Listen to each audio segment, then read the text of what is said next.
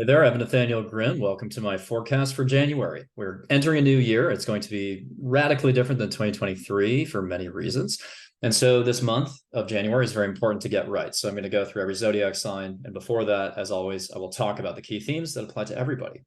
So I will share my screen so that we can kind of go through and walk through some of the highlights first. Right now you're looking at just the first new moon of the month, just as a placeholder, but we are really on the cusp of a new era. I mean, it's not an exaggeration to say that. Astrologers we've been talking about and hyping up Pluto going into Aquarius. It kind of ducked into Aquarius for, 3 months this year. And that did, usher in a lot of new themes, right? So we had the idea of like social media companies. Does the government want to or not want to control the messaging on social media? Does, what about, UFOs? What about the structure of the financial industry and sort of the stability of that? So, because we had a number of banks start to collapse. And again, we had the trials related to TikTok. We had disclosure, of sightings of unidentified objects. And so some of these themes will obviously continue, but more earnestly and more emphatically in 2024. Pluto will go back into Capricorn briefly later in the year between September and November. But for January, this is the major transition. Before that, let's go through some of the other sort of dominant transits. So in January, we have Mars and Mercury, going into Capricorn, and eventually Venus as well. We think about also Mars, the planet of action, becoming visible around January 10th and 11th in the sky as a morning star. Again, Pluto reaches Aquarius Jan 20, right in time for the Sun Pluto Cazimi. Uranus, the planet that rules Aquarius and is associated with radical change, stations direct at the end of the month. It gains power. And so that will accelerate the Aquarian themes. The lunar nodes are going to start to get into that sort of second decan of Aries and Libra. So we're about a third of the way through that nodal cycle. And then, just some like dates that you can have in mind here. Mercury stations direct the night of January 1st. So starting the year with some momentum, forward progress. Uranus again stations direct January 26th. Now, keep in mind Chiron, the asteroid associated with the wounded healer, stationed direct on December 26th, right after the Cancer full moon. So your healing journey is moving forward. Ideally, you're more, you've done your reflecting and maybe you're ready to move on from a situation that's been causing you a lot of pain. Pluto enters Aquarius again, Jan 20, just after that Pluto Sun Cazimi. And then Mars and Mercury follow each other the whole month.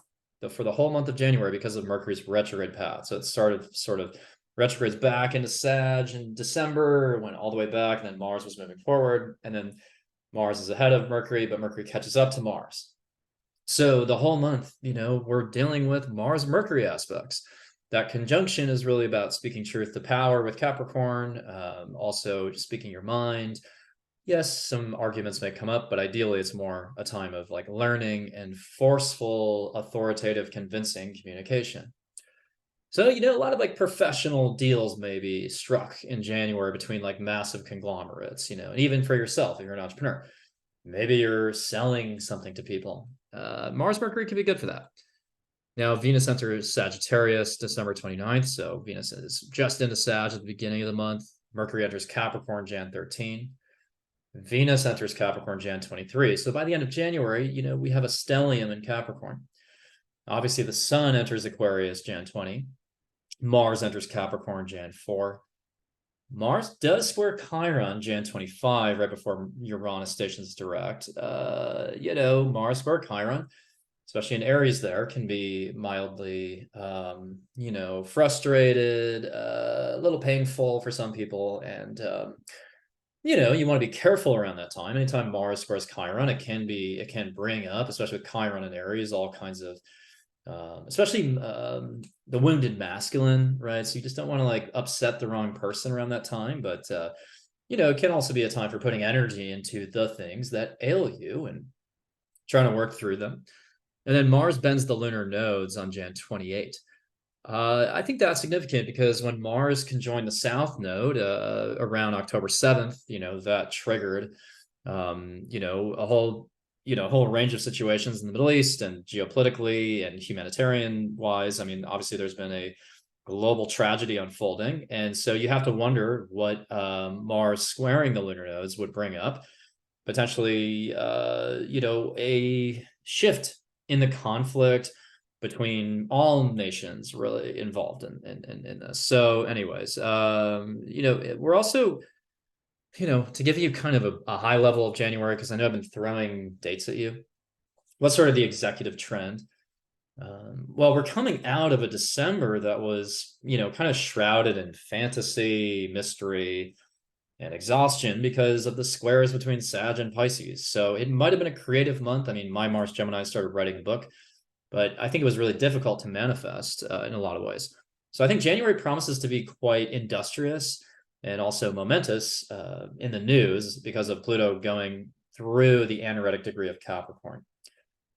But I want to emphasize this. The month is really bifurcated into the phase where Pluto remains in Capricorn and the sun's steadily catching up to it.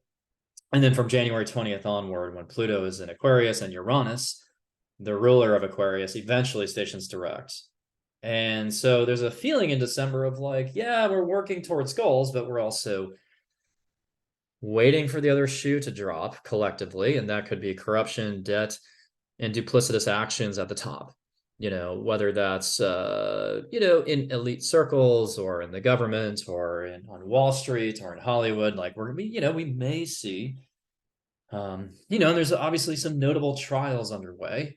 But we may see these power dynamics play out between like sort of either, two titans of their industry, or we may see the collective sort of gasping at some realization about what's been really going on. I mean, and I'm not trying to necessarily none of this is guaranteed, right? In terms of that, I think that sometimes we get these hopes or promises of that some corruption will be exposed, and then it's not, and it's taped over and the can is kicked down the road. But I will tell you, throughout the year, I mean, with Pluto being in Aquarius for most of the year, I think eventually, the Capricorn era will be forced to come to a close, and especially by the end of the year. And I think by the end of 2024, I think we kind of have a better sense of like, what is progress? What are we working towards? And speaking of that, we start the month and the year with a Uranus South node in conjunct. So when Uranus is in conjunct the South node, it's like we want to propel forward towards our progressive ideals or whatever we hope or aspire towards. But the South node is reeling us back into a past conditioning.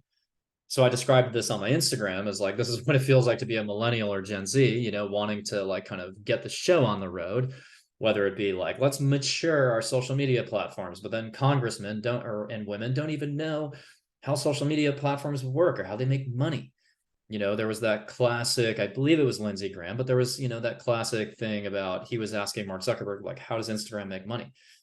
So politicians have a fundamental misunderstanding of like, what is technology and what is the creator economy?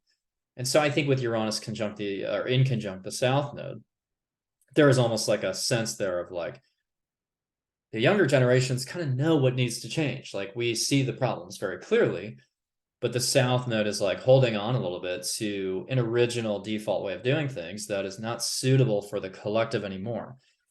So, but I think on the good side, it's like idealism is ending here because we no longer have the South node Neptune in conjunct. That's literally been like following that in conjunct weirdly was playing out from like August until December. So like the Neptune South node in conjunct was this weird nostalgia, especially with relationships. But anyways, we also had Pluto bending the lunar nodes up until like really December. And that was also very cataclysmic at the level of geopolitics and sort of the way the governments wield power. So I think again, January may feel a little frustrating, but at least we see that there are problems. We see a little bit more maybe in unison what needs to be done. And so once Pluto goes into Aquarius and Uranus stations direct, is it all systems go? You know, maybe there's some type of online movements that sparks, you know, maybe there is a, you know, a trend online that is positive actually and like helps kind of awaken people towards something that's going on. So, you know, and even humanitarianism could take the center stage. And then finally, Mars trines Jupiter, sextile Saturn at some point. So that does bode well for any of your professional endeavors. And only Uranus is retrograde until the end of January. So we have momentum in theory. And also, if you want to get like the full scoop on like each and every month and every new and full moon and when you'll have the most momentum based on your sign throughout the year, get my horoscopes. They're still available down below. And the discount expires though December 31st. So you want to act on that now. Now the lunation cycles, I'm showing it right here. We have a Capricorn new moon, Jan 11 at 20 degrees. And I'm calling this, you know, march forward responsibly because Mars regains visibility in the sky in its exalted state of Capricorn. So it's like, that's a new moon. It's time to act on your goals and march forward. And it's kind of the true spark of a new cycle. So if you're still sort of languishing after New Year's Eve, don't fret because, you know, here Mars trines Jupiter, sextile Saturn, the new moon bends the lunar nodes. So yeah, it's a little fate driven and may portend something for early April during the solar eclipse in Aries. But I think in general, the Capricorn new moon is like the true start of 2024.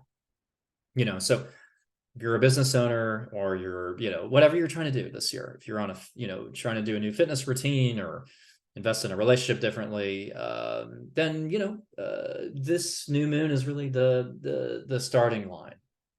And then we have a Leo full moon, and I'll show you that.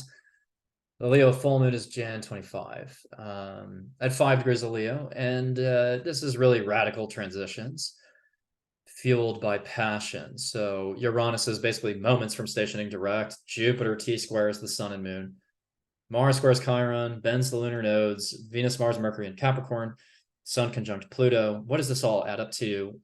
You know, I think this is really about speaking truth to power. So, you know, when Uranus is days away from stationing direct, it's like, you know, just as Pluto, you know, days earlier went into Aquarius, like, there's so much of a focus at that point on acceleration, quantum leaps, radical change, and pivots. And, you know, it's almost like you're at a crisis point where it's like anything that feels, you know, ordinary or stagnant or predictable needs to go away, you know. And I think that I really feel like this is exciting.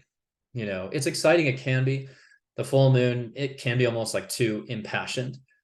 But, you know, especially if you have a lot of placements, you know, in the first decan of the fixed signs, I mean, I think that this will be, you know, really positive for you. But even if you have like a lot of Capricorn placements, like if you're a Cap rising, at that point you have a stellium in Cap, like, you know, you're really like advancing forward. So I'm kind of intrigued by the lunar cycles in this month. I don't think that the month is going to be, again, it's not predictable. It's not entirely predictable at the very least, but I think that there's a way in which you can feel like that you're finally cutting ties with past expectations or the expectations of other people. Because when I think about, you know, the energy of Capricorn, where we've had Pluto for so long, that's almost the feeling of like intense judgment or, you know, suffocating expectations from your parents, your teachers, your employers, whatever. So people in positions of power have been smothering you, squashing some of your individuality. But as we get into this Aquarian territory with Uranus stationing direct, I think that you can apply that Cap stellium to work responsibly towards things that are actually serving your individuation. So the key questions for these lunar cycles, the Cap new moon, what motivates you long term? The Leo full moon, where can you break through bottlenecks and manifest change? Because, you know, these are bottlenecks, self-consciousness, you know, fear, you know, the feeling of being watched, the feeling of being suppressed, the feeling of being denied or doubted. Like, you know, Aquarius is an air sign. So it's like, let's come together or at least find other people who think like us and collectivize a little bit here, and maybe become sort of activists. And through that collective voice, we find our power as both the individual and as the collective. So I'm going to set the month ahead for each zodiac sign. So, what I'm going to do, as always, is just show a chart or a part of the month that is very much a placeholder. So, in a month like this, it's kind of difficult to really achieve that, to be honest. But I just want you to kind of bear with me here, right? So we'll think about, for each rising sign, what's coming in the month ahead, and again, we're using this purely as a placeholder. So and then one more housekeeping thing as I go through: refer to your rising sign first, and then track your sun and moon. The sun and moon will also be relevant based on what I do, which is a derivative house calculation. So let's start off with Aries, sun, moon, rising. So Aries, you have the Capricorn new moon, Jan 11, in your 10th house. So, anytime there's a new moon in the 10th, this feels promising as it concerns like career growth, commitments to a new career or a new job, maybe interfacing with a new prospective employer, or just getting a new responsibility, realigning your expectations for the year. This would be a good new moon for manifesting that new job, or just writing down and journaling what you want to do long term, for the year, or at least for the year. And with Mars trine Jupiter in the second, maybe this comes with a new income or salary. I mean, I think for Aries, it does feel promising. It does feel also with like Venus trine Chiron. I didn't talk about that, but Venus trine Chiron can be healing in a relationship. But I think in this case, maybe it's something where you're even booking a trip that is helping heal you somehow, or you're learning something new, or you're getting a new perspective that helps you feel almost like better about who you are, more comfortable in your own skin. But broadly speaking, we're really talking about the launch of a new career path or a new outlook on your career. And thinking ahead to January 25th, the Leo full moon at 5 degrees, that's going to be in your 11th and 5th house. So, the second half of January, there's a lot of 11th house activity. So the chart ruler there is the sun conjunct Pluto in the 11th. So, alongside your new career possibilities, maybe you are making new friendships, forming new friendships, joining a new community, amplifying your presence on social media, and maybe doing something creative in front of an audience or a crowd, and like a performance. And then there's a cap stellium in the 10th house. So, really feeling as though you're still focused on your new career prospects, even alongside more of your like social media or humanitarian or community related efforts.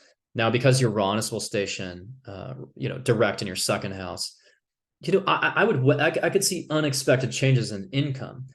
I don't think it's all bad there. I mean, if you're an Aries who has any modicum of hope or, aspiration towards like a social media career, political career, or just any career that taps into technology, this looks good. This looks promising. So I think at the end of January, you're going to feel like, you're very innovative here. And that's one of the Aquarian themes, and somehow those innovative tactics can accelerate, your second house of money, or you're just realizing, hey, there's a better way for me to, activate my natural talents. So again, I think for Aries, it's broadly speaking a good month. The one thing I would watch out for is Mars square Chiron at the end of the month. I mean, that looks a little bit challenging if you are like, if you're an Aries who's just frustrated with your career at the end of the month, then this would be a breaking point where you're just like, I'm kind of done, or I'm just not, maybe I'm not relating with my parents anymore. But there's some kind of authority figure that you may clash with, you may rebel against. And hey, I mean, that might help you out, though. That might help you find a career that serves, again, your individuation process. So next we have Taurus. The Capricorn new moon is in your 9th house on January 11th. So the 9th house, this would be a good time to, maybe start a new educational path, or travel somewhere, commit to a trip, maybe publish something, get into marketing or advertising. But, generally speaking, that's really your higher mind, the ninth house, your perspectives. So perspectives are changing. Your outlook is changing. You're maybe developing a more serious orientation to reality. And so Mars trines Jupiter in the first house, though. So at this time, I think that you're able to, either educate yourself in a way that is helping your career prospects down the line, opening up more earnings potential, but also you're pouring these efforts into your friendships in the 11th house. So maybe the trips you're taking are with other friends, or maybe you're learning something in a community or online. I think for Tauruses, though, like really like a big deal here, a big highlight is the fact that Jupiter is direct in your first house. So, if you're a Taurus, like, I think you're going to love this like Capricorn stellium we have coming up. And, Jupiter is direct in the first house. So it's kind of like commitment, focus, discipline, and the things that you act on, the things that you commit to have longevity, or they have opportunity behind them. They have fortune, they have luck. And so it's just an auspicious month, I think, for Tauruses. And then you do have Venus and Mercury in the 8th house at that time. So, maybe having serious discussions about like, where's the money going, or where am I investing that money? But honestly, like, I'd rather talk about the Leo full moon, because I think this will be bigger. Because at that time, it's in a fixed sign. So it's in your 10th house of career, and your 4th house. So the moon is in the 4th, but the sun is in the 10th, and it is the chart ruler. So at that point, we have the Sun-Pluto conjunction in the 10th. So there could be a transformation of your career coming, or of your parenting style, or maybe you become a parent, or maybe you change the dynamic with your family with the moon and the full moon in the 4th. Maybe some of you are moving or traveling, or thinking about your family life differently, thinking about your foundation differently. But, with Pluto going into the 10th house, I really feel as though it's a time where you kind of want to disassemble anything in your career that's not serving your soul's evolution. So the kinds of careers that you'll be drawn to over the next 20 years as a Taurus are the careers that sort of mystify you, intrigue you, and motivate your soul to kind of expand. You can't just be in a job for the money or for the prestige. Like, Pluto is saying, okay, like if it's just like about a paycheck, then we're going to change that. We're going to wreck that. We're going to destroy that. And then we're going to show you how you can remake and reconstruct and alchemize with these same materials, and some kind of career that is much more life affirming. And the biggest deal is that, Uranus will be direct on January 26th. So the day after this full moon, Uranus is direct in your first house. So at that point, as a Taurus, there's really no impediments to, to taking the career that you want, to moving where you want, to, welcoming change in your life. And I know a lot of Tauruses, you haven't enjoyed the Uranus transit since 2018. You've hated it. Some of you will continue to hate it. But that's a mindset thing. So if you're watching this video and you're a Taurus, like, change your mindset. Like, I've had to deal with the Uranus opposition across my Scorpio stellium for the last 5 years. And absolutely nothing about my life is the same from 2018 or even 2019. Everything has changed. Relationships, friends, location, job, identity, everything for me has changed. But I don't see that as a scary thing, And so you shouldn't either. I mean, it's like I could lament all the friendships I lost. I could lament the relationships I lost, but I view it more as like I'm climbing a mountain, and every time I'm leveling up, and I'm losing people in the process. But Uranus is like, trying to get you out of the ozone layer. Okay. So even if it's not a familiar world up there, it's like, still in your best interest. So for Tauruses, I think the end of the month, there's just some kind of major pivot that will affect your career, maybe your home where you're living. But at the very least, unexpected situations will arise that, again, change the way you conceive of your entire life and your entire career. So, January might be the biggest month for you in some respects, although Aquarius, I think, will be the most impacted. And Capricorns. So anyways, Geminis. You have a Capricorn new moon, Jan 11th, 20 degrees of Cap. This is your 8th house. The 8th house is very complex. It can be shadow work. It can be, a little bit destructive, a little bit criminal, a little bit shadowy, but it can also be financial and joint investments and things like that. So a Cap new moon in the 8th could be a time to hire a financial advisor to, again, think long-term about where you're putting your money. It could be a time of having a physical merging with somebody. I mean, the 8th house can be that, and powerfully merging with someone else in a way that transforms you. I mean, you could merge with someone other ways, psychically, financially, spiritually, emotionally. And Mars trines Jupiter in the 12th. So I think that you're seeking spiritual transformation as well. And maybe there's a psychic instinct that you're tapping into that, affords you some level of clairvoyance, or the ability to see into the future. It's sextile Saturn in the 10th. So I think that you're reshuffling something in your financial life that's actually supportive of your career. I think it's ultimately a positive as a Gemini. But there may be moments where you feel like you're being plunged into darkness. But that Pluto and the Sun are going to move into the 9th house pretty soon. So I don't think it's all bad. And then you have Venus in the 7th. So continuing to focus on relationships and maybe how you merge finances with a partner or a spouse, or maybe what kind of relationship you want. But certainly, I think it's certainly possible that there's like a really serious relationship forming here that is financially successful in a long term. So not bad. And then Leo full moon, Jan 25, is at 5 degrees of Leo. So that's accenting the 9th house and the 3rd house. So the full moon in the 3rd can be like emotional communication, or, it can be maybe you're completing some type of writing project or communications project, or you're learning something new, or you're traveling. But then with the Sun and Pluto in the 9th, you're starting to transform the way you educate yourself, what you're trying to learn about, your worldview, maybe where you want to live or travel.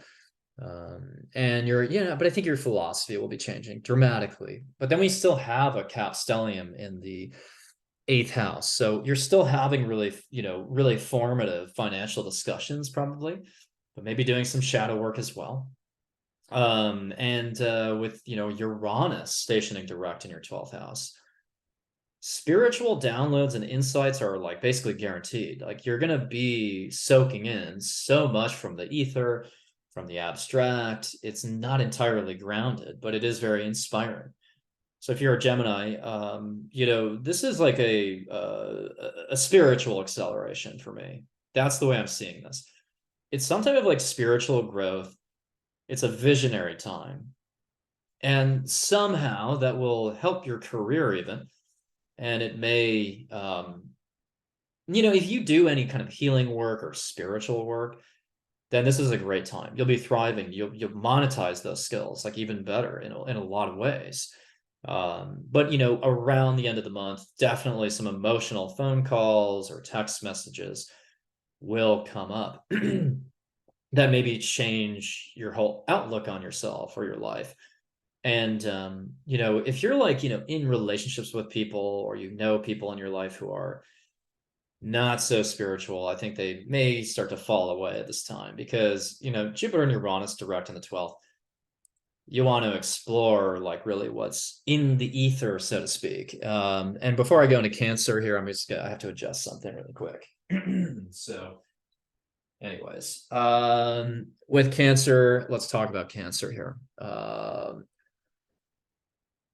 Cancer, you have a Cap new moon, Jan 11 in your 7th house.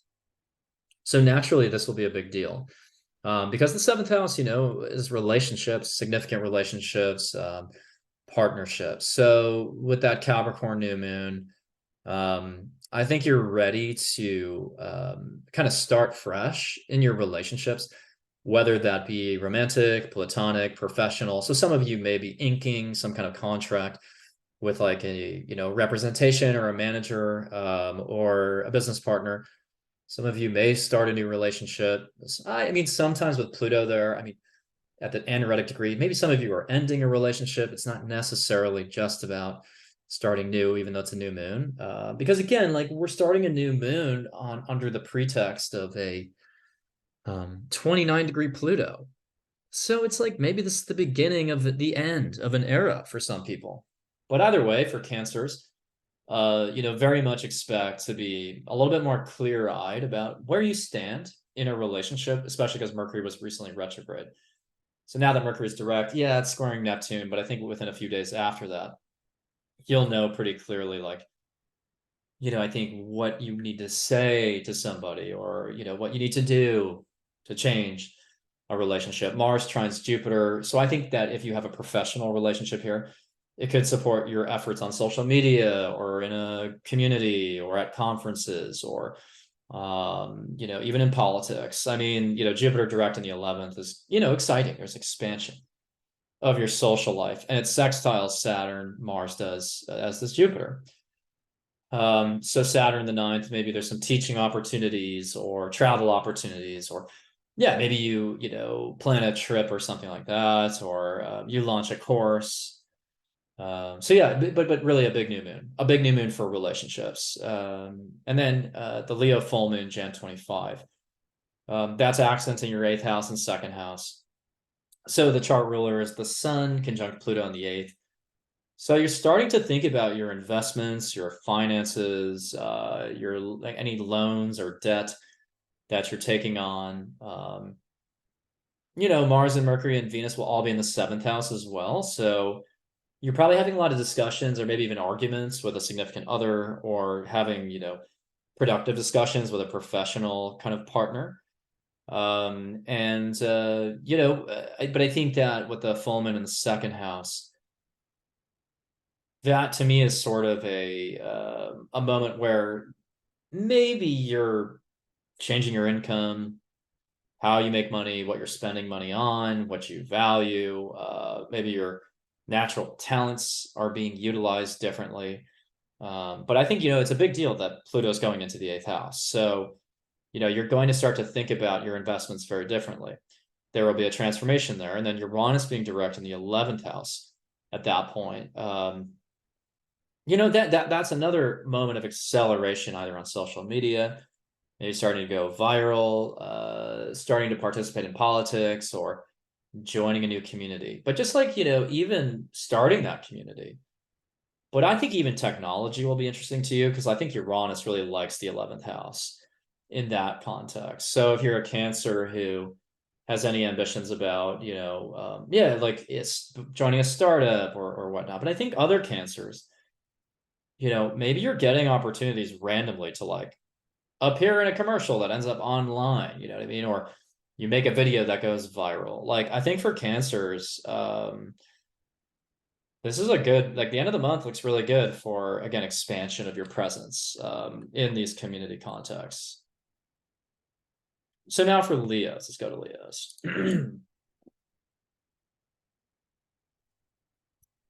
So for Leos, we have a Capricorn new moon in the 6th house on Jan 11. Now at this time, the chart ruler, and let me back up actually the time, because I want to show you the moon in Capricorn more solidly there. So anyways, the Jan 11 Capricorn new moon is in the 6th house of daily work, fitness, responsibilities, and so on and so forth. So, I think that this, the 6th house, I mean, it's very much about work. I mean, it's very industrious, very productive. It's like literally, how are you tackling projects? Who are you working with? How are you managing your body, your routines, your nutrition? And so, I could see you starting a new work project, or, going different, like managing your day-to-day differently, maybe starting to go to the office and not just work from home, or you started a new job and, you have to commute to that office. But I think there's something about your daily life that's changing. Mars trines Jupiter in the 10th, which is now direct. So for Leos, It's a very productive new moon, and I think it will help your career. Maybe it will lead to a promotion, or maybe you just started a new job. But like whatever you're working on starting then, I think will help accumulate more recognition in your public life.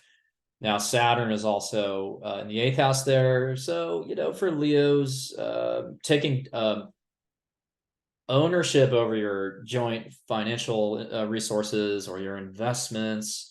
So I think for Leos, that early part of the month is very pragmatic, and I think it will benefit your career, the efforts that you put into your day to day. So if you're thinking about, again, reconfiguring how you work, like please do that, whether it's like changing something about your house. I mean, I know the sixth house is not the home, but I think that in this day and age where we work from home, I think the sixth house is taking on some fourth house qualities in that way. It's starting to be interlinked. So anyways, then we have a Leo full moon. That's going to be obviously monumental for you in your first house.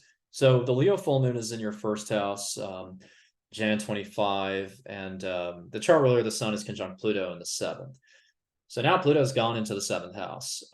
So even alongside that productivity, increased productivity in your job, relationships are going to start to transform. If you're in the wrong relationship, you're going to want to fix that. If you might even just meet somebody who's transformative for you. And then with Jupiter squaring the new and full moon, or sorry, the full moon, the sun and moon, maybe some of these relationships are financially beneficial, but most likely, they're just transformative, and maybe they are pushing you towards a little bit of obsession with somebody, but I think that's within moderation. I think that can be okay. And then Uranus stations direct at that time, pretty much. So by the end of January, Leo's like career is your best friend, right? So like, you're going to change a lot of things about your career. Maybe you will be drawn to Uranian things like technology or social media. Maybe you could, start to work in a more innovative capacity at your job, or just randomly change jobs.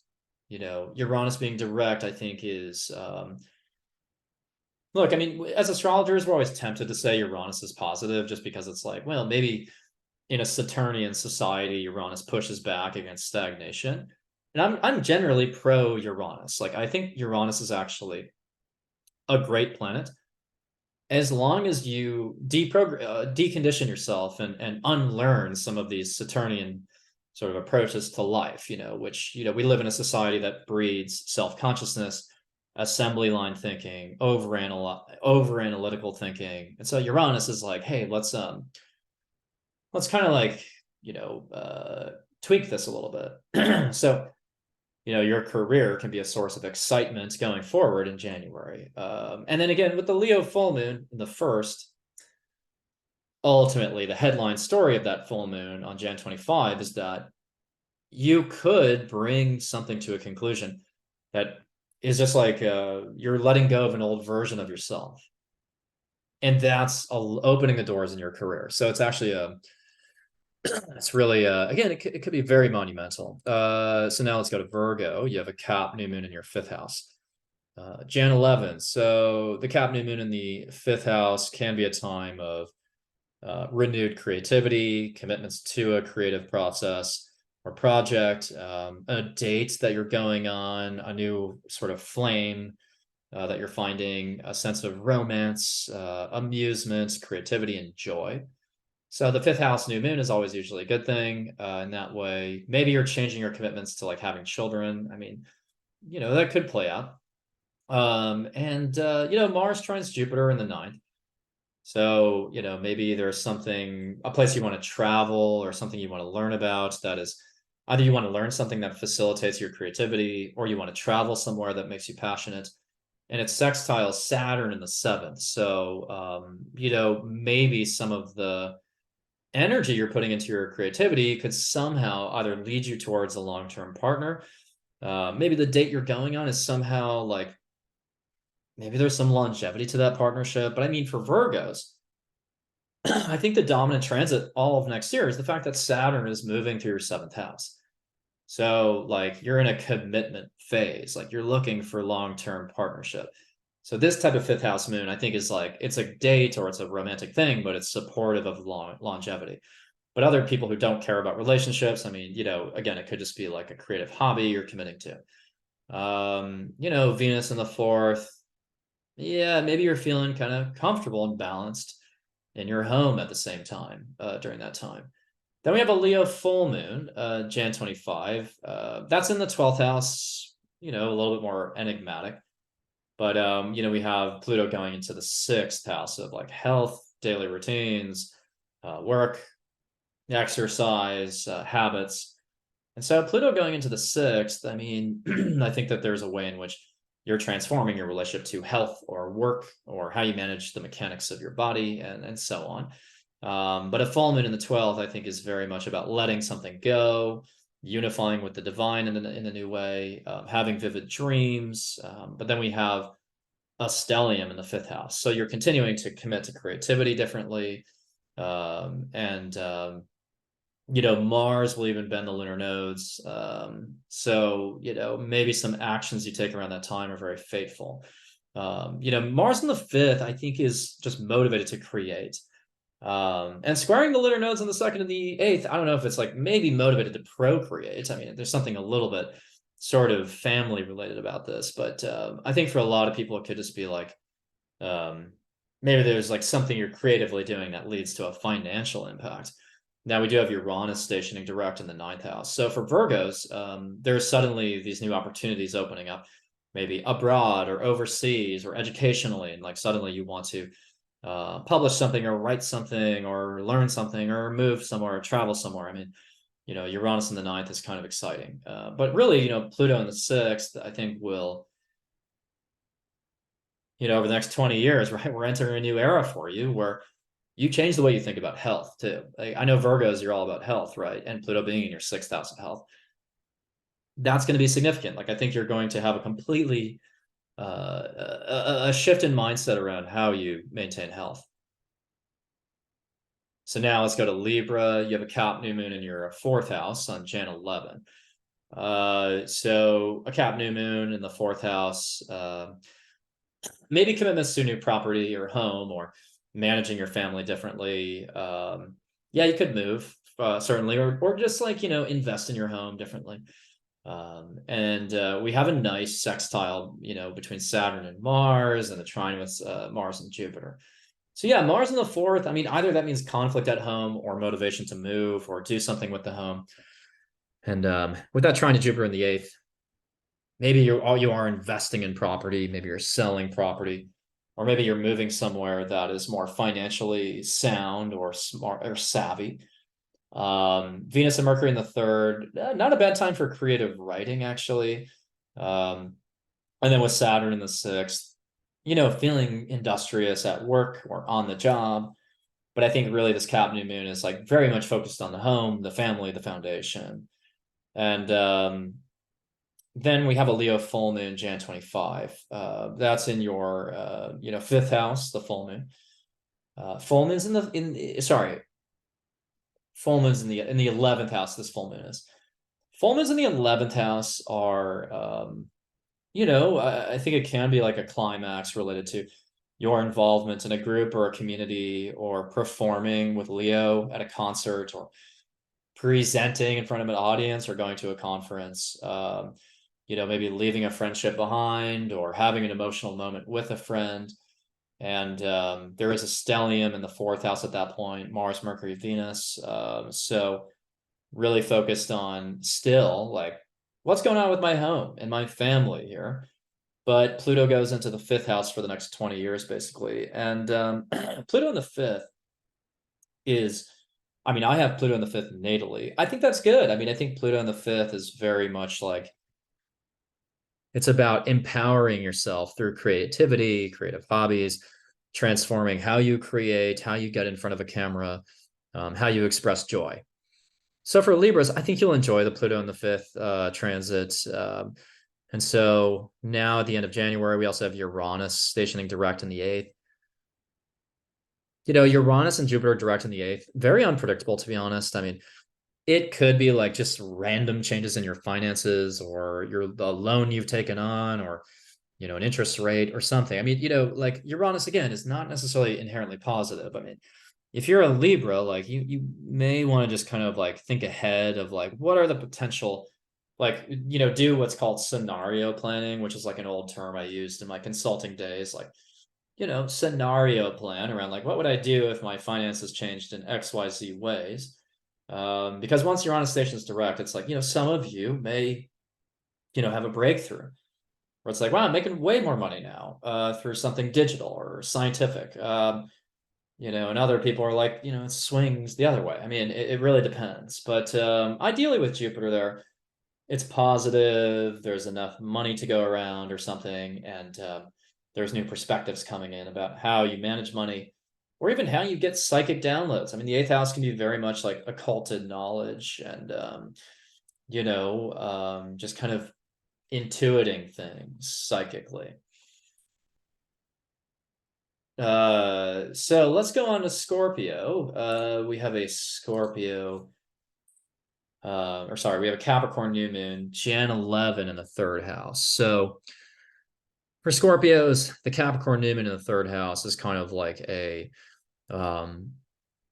maybe a new writing project you're committing to, a new educational, like maybe you're taking a class, maybe you're analyzing something new, maybe you're having a serious conversation with a business partner or a new manager.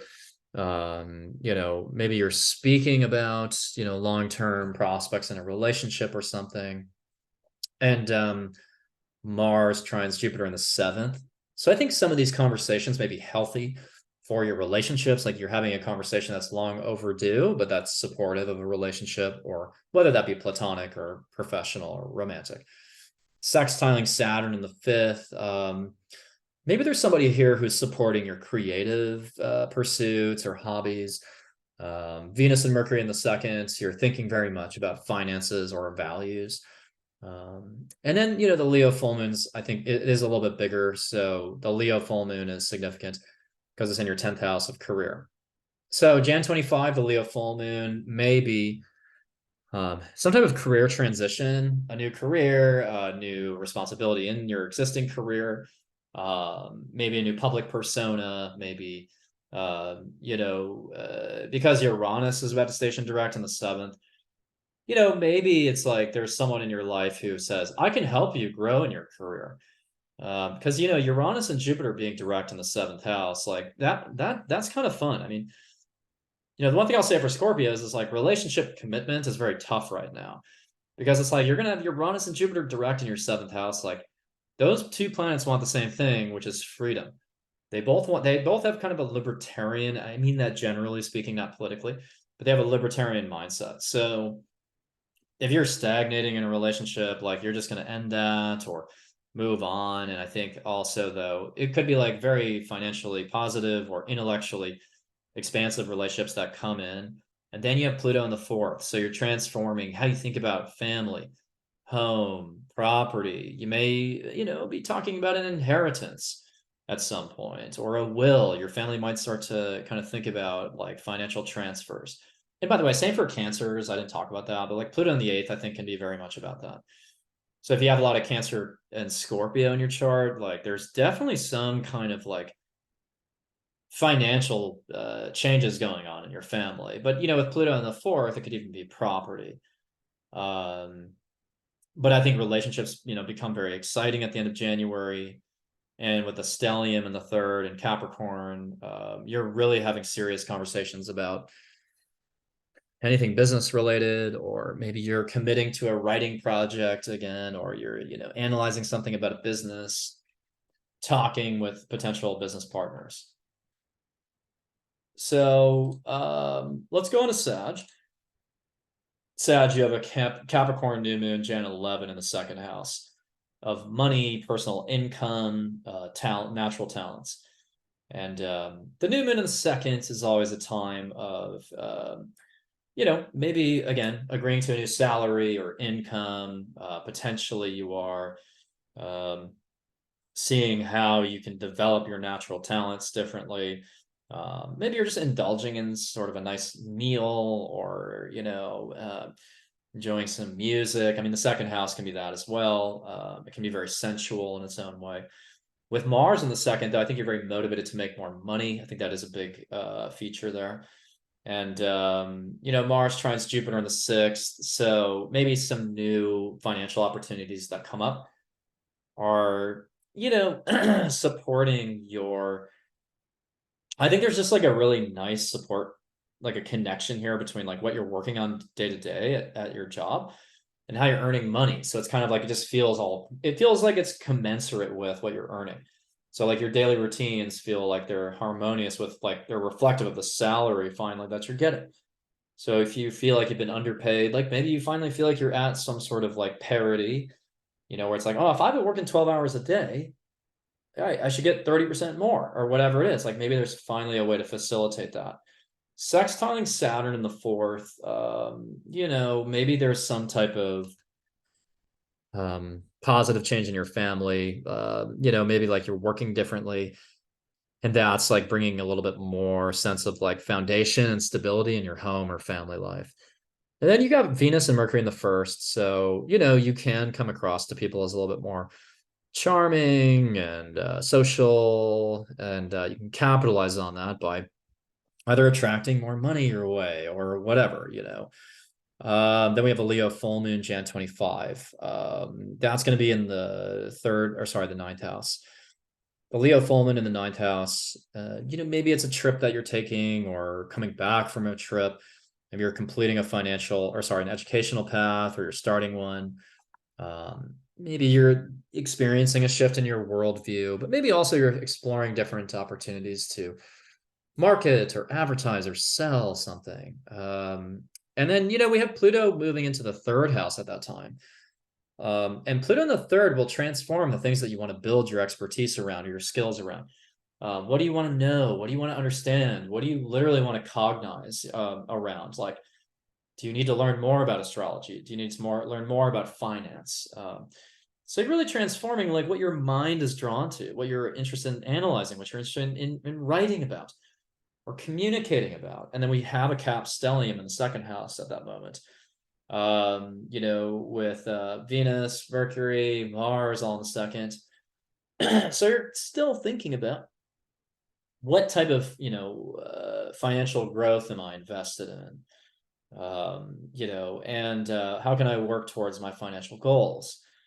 But with the Sun and Pluto in the third, I really think that this is going to be a transformation of how you think about things in general, and maybe even a transformation among siblings or neighbors or something. And then for some of you, maybe you're going to start to find more power in your words or in your writing or something. So, and then Uranus is stationing direct in your sixth house. Uranus and Jupiter in the sixth, I think like for some of you, you could have breakthroughs in terms of like health. You suddenly realize this is why I felt terrible for so many years, or this is how I need to reconfigure my daily routines so that I feel more in tune with my spiritual side. So no, Jupiter, Uranus in the sixth is very random in a lot of ways. I mean, it's like you may just like, it may feel like a game of musical chairs with coworkers coming and going. It may feel like just as soon as you understand your health, you don't understand your health. But it can also motivate you to like travel all the time for work, or to become a digital nomad, or to work in technology. But I think for Sages, just remember that you have Saturn in the fourth. So you have to achieve or cater to some responsibilities in your home. You have to achieve some level of stability and groundedness in your home and family life. Otherwise, Uranus and Jupiter are just going to throw you off in myriad ways. So let's talk about Capricorns. Big month for you, like throughout the month. So you have a Capricorn new moon January 11th in the first house. And a new moon in the first house is a new version of you stepping forward, new identity, job, relationship, home. Anything is liable to change when the new moon is in your sign, honestly. I don't think it just has to be about your persona. It could be literally like your persona has changed through the lens of X, Y, Z, other areas like home, family, relationships, job, etc. But I think for a lot of you, it's probably something with career. That's changing. And Mars is, trining Jupiter in the 5th. So maybe, I think you're just starting from a clean slate here. You're starting fresh, you're acting on something, you're marching forward. Again, responsibly. But with the trine to Jupiter in the 5th, like maybe you're doing something creative. Maybe you're doing something that even like harnesses your existing expertise in a creative context. Saturn in the 3rd, like you're really trying to master something, whether that be a writing project or just, your know-how, you're proving your know-how in something, your intelligence in something. So I like the Cap new moon. It feels like there's a lot of momentum in your favor here. And again, it could spill over into other areas of your life. So I think the very beginning of the month, around Jan 11, there's a surge in motivation. So don't be surprised if you're like a little bit off the first few days of January, just because Mars is still in Sag in your 12th house. So you may still feel a little bit like sleep is a difficulty. But I think once Mars is in the first, like you're feeling more confident and courageous in a lot of ways. And, Venus and Mercury in the 12th. So, some behind the scenes relationships may arise, or karmic relationships may come up, or maybe letting go of a relationship with Venus in the 12th. And then we have a Leo full moon, Jan 25, and that's in the 8th house of, joint resources, shadow work, investments. So Leo full moon in the 8th, maybe there's something around, getting, feeling like you understand a little bit more intuitively about something, about a situation, or feeling like, you understand what you need to feel secure financially or intimately, physically, etc. And you may merge with someone in a powerful way. But keep in mind that Venus, Mercury, and Mars are all in the 1st house at that time. So you're going to be quite motivated to maybe argue a little bit, but also communicate, start a relationship, invest in relationships, and just kind of move forward. I think like for Capricorns, January feels like a fresh start, and especially because like Pluto is leaving Capricorn pretty much for good. So then it'll go into the 2nd house of money and finance. So for Capricorns, like you're transforming what you value, how you earn money, how much you want to earn. You're transforming your financial goals, how you develop your natural talents. You're even transforming your sense of self-worth and like the objects that you're drawn towards. I mean, there's like material values could change. And then Uranus stations direct in your 5th house. I see that as like, honestly, like kind of random moments of change in your romantic life, your creative hobbies. Like maybe suddenly you want to do something else creatively, completely differently. Maybe you go on a date that's pleasantly surprising, and so on and so forth. So for Capricorns, like January is like the completion of a transformation journey that's been going on for 15 years or so, or 16 years really. And at the same time, use Jupiter Uranus, chase these new romantic opportunities, chase these new creative opportunities, and act responsibly in your career, and watch these new career opportunities pour in. Now we have Aquarius to talk about. There's a Capricorn new moon, Jan 11, in the 12th house. So for Aquarius is like, I think the first 3 weeks of January are like a little bit wonky, a little bit weird, but the end of January, it's like, wow, like really, honestly, it's almost like a new era for you. So Capricorn new moon in the 12th, I mean, I think you're going to want some degree of alone time or solitude, or time to focus on yourself, your spirituality, and so on and so forth. You may, with Mars in the 12th, have a little bit of trouble sleeping, but Mars does trine Jupiter in the 4th. So, Jupiter in the 4th, I think a lot of you want to move, or you want to travel, or you just want to expand something about your home or family. Trining Jupiter, I mean, maybe some of these spiritual investigations will somehow facilitate growth in your home or family life. Sextiling Saturn in the 2nd. I would like to see, Aquariuses find a way to tie in their spirituality to their job somehow, or the way they're making money, maybe, or maybe their job somehow aligns with their spiritual mission.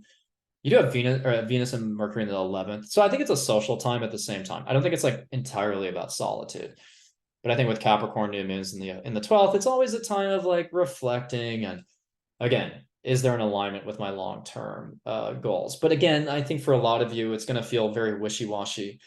I'm not like screaming about this new moon for you. I think the Leo full moon is really the big deal. So Jan 25, we have a Leo full moon in your 7th house.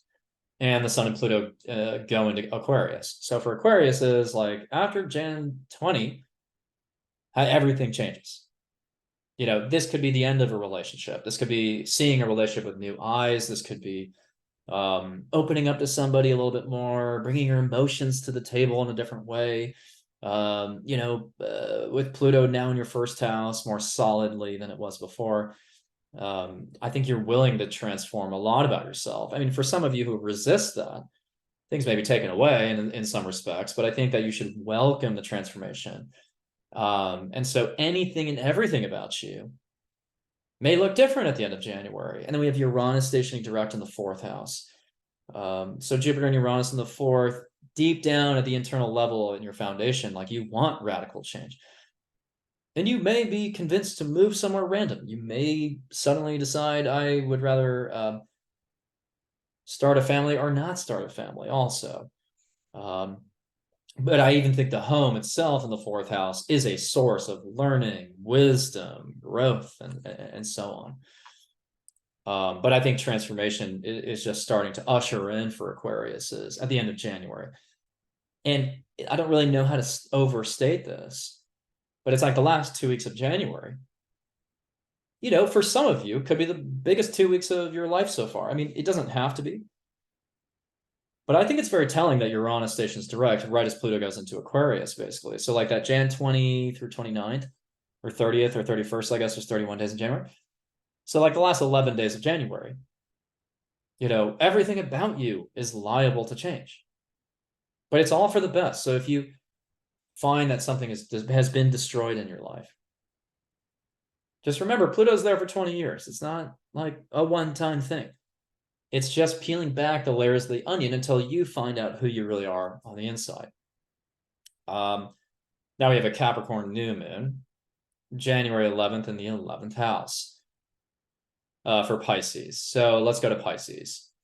So the Capricorn new moon in the 11th house will be a, you know, commitment maybe to a new friend group or, you know, social community.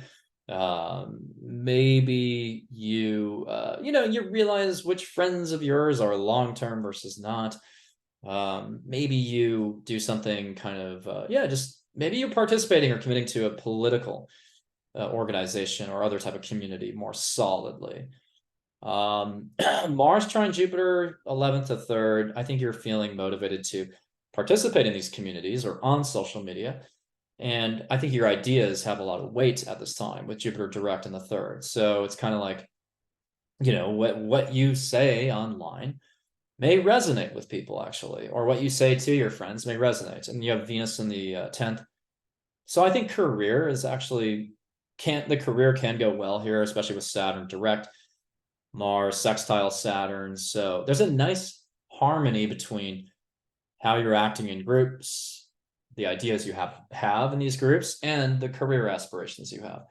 Somehow these things are all supportive of each other. So with Saturn direct in the 1st, I think you're ready to advance, you know, really seriously towards a long-term professional goal.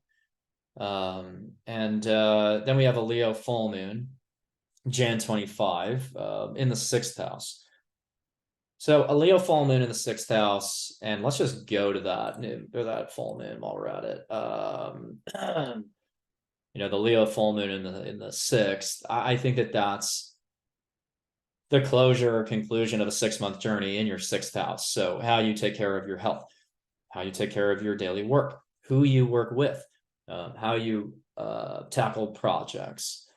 And now Pluto's in your 12th house. So, you know, Pluto on the 12th, it's kind of a mixed bag. I mean, Pluto on the 12th can be like transformation of spirituality, digging into past lives, you know, having a lot of vivid dreams that kind of speak to your soul's past history and your karmic evolution. It could expose, yeah, like you may be suddenly interested in exposing your dreams. Like, what do they actually mean? how can I interpret my dreams? You know, but I think like when you go into a meditative state or a state of isolation, plutonic things happen, which means transformation or rebirth. So it can be profound in that way. Venus, Mercury, Mars in your 11th. So at the end of the month, I think you are social still. You're involved in groups and group settings. And then Uranus is about to station direct in the 3rd house. So I think for Pisces, what I like about the end of January is like Jupiter and Uranus direct in your 3rd, like you've got some genius ideas, you know, ideas are coming in very quickly, very rapidly. They could be scientific, they could be technological, they could be spiritual ideas. I mean, they could be a range of things, but your ideas are really fascinating. So share those ideas, maybe through a 3rd house activity, like a book or a podcast or an educational thing. And you're connecting with people in the 11th house socially, you know, in a really healthy way.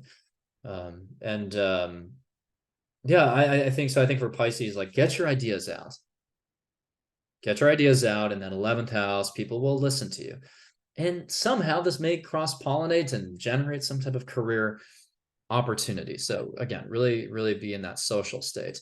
So before we go, let's summarize January. So remember, January is bifurcated into 2 halves. So the first 3-ish weeks, we're rounding out Pluto in Cap, and then the last 11 days or so of January, we have this Aquarian impulse coming through to change and innovate. We do have a stellium, though, in Capricorn of Mercury, Venus, and Mars.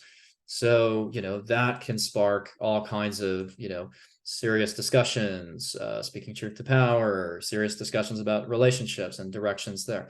Professional relationships can come up as well. So, you know, I think that there's also societally, there's a major transition coming. Pluto and Aquarius, we're going to further advance technology, AI. I've talked about this before, but you know, how we use social media, the creator economy, individuation, like these are all Aquarian themes. And Uranus stations direct at the end of January. So the end of January, there's just going to be this sort of like political activism, humanitarian efforts coming through, bottlenecks being broken, and you know, the status quo being challenged in a new way. And so again, use that Cap new moon at the beginning of the month to, you know, work industriously, use the Leo full moon at the end of the month to break through a bottleneck, you know, using this new Aquarian impulse. So, and if you want like the details on the month by month breakdown for the whole year, my horoscopes for 2024 are still available down below. The discount for them expires December 31st, which is a couple days from now as I'm filming this. So, you know, don't sleep on those. They're really detailed in the same way that we're detailed here. So basically imagine if you could access a video like this that was only about your sign and it broke down every new and full moon for the entire year. So that's a level of detail you're not going to find, or it's a level of breadth, right? It's a breadth that you're not going to get here. You know, you're just going to have to, you could either wait for these YouTubes to come out every month, 5 days or so before the new month, which is fine, but I don't think it's like going to give you the high level bird's eye view. If you want to plan ahead for the whole year, get the horoscopes. Also, I have readings available at the, I think I have a few spots left in March. March will close soon. You know, I don't know how many more years I'll be doing readings. So, you know, just because as astrologers, we start to focus on other things like maybe courses or teaching or retreats or something. So I think eventually, you know, I'm going to start to winnow back or dial back the amount of readings I do each year. This year, I'm actually doing less than I did in 2023. So that's because, again, my focus is shifting towards how can I reach more people with, you know, the astrology. And so my one-on-one work is constantly shifting. So if you want to get a reading from me, your best approach is to just get one now while it's open and while I'm doing a lot of them. So I appreciate your time as always, and I wish you the best of luck in January.